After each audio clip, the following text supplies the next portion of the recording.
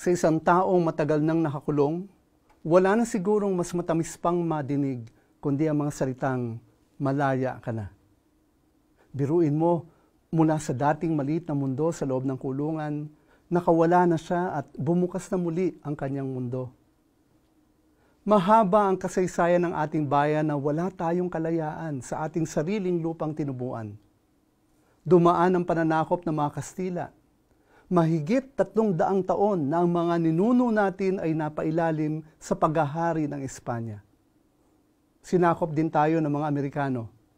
Inagaw nila ang tagumpay ng mga nagrevolusyon sa Kastila at napasailalim tayo sa kontrol nila.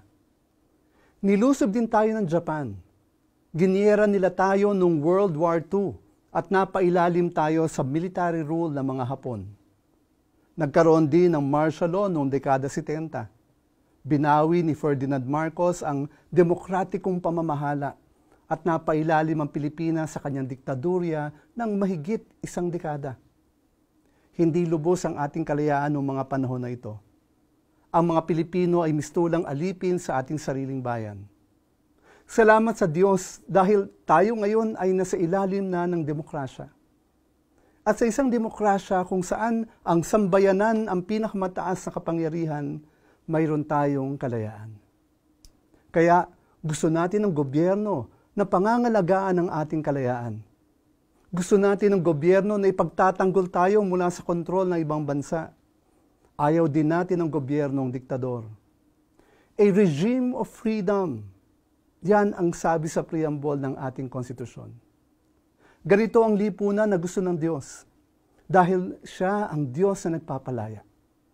Sa Biblia, pinalaya niya ang bayan ng Israel mula sa pagkaalipin sa Ehipto.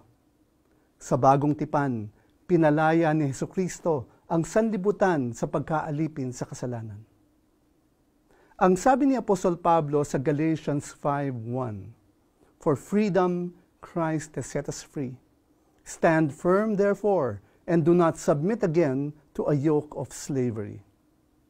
Kaya siguruhin natin na hindi na tayo magiging alipin muli. Piliin natin ang mga lingkod bayan na iingatan ang ating kalayaan. Piliin ang tama, gawin ang tama. Para sa Diyos, para sa bayan, at para sa ating kinabukasan.